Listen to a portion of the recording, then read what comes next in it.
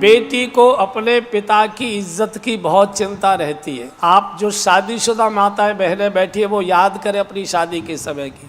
जो रिश्तेदार आती है वो तो अपनी साड़ियाँ बदलने में, नाचने में, गाने में, ढोलक बजाने में लगी रहती है। जो पुरुष लोग आते हैं वो भट्टी के पास बैठे गप्पे हाँकते हैं। बाकी घर के लोग काम धाम में लगे रहते। जिस बेटी की शादी होती है वो क्या करती है?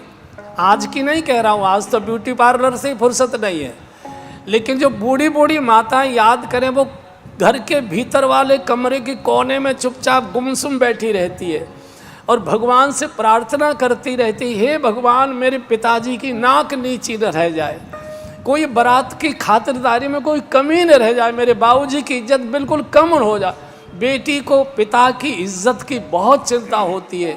और पुरानी माताएं तो इतनी होशियार होती थी, किसी गरीब बाप की बेटी सौभाग्य से किसी अमीर घर की बहू जाकर बनती है तो जब वो अपने मायके में आती है तो अपने ही रुपयों से साड़ियाँ खरीद लेती है और ससुराल में जाकर कहती है ये मेरी ताई जी ने दी है, ये मेरी छोटी चाची जी ने दी है, ये मेरी बुआ जी ने दी है, ये मेरी भाभी जी ने दी। बेटी को अपने पिता की इज्जत की बहुत चिंता होती है।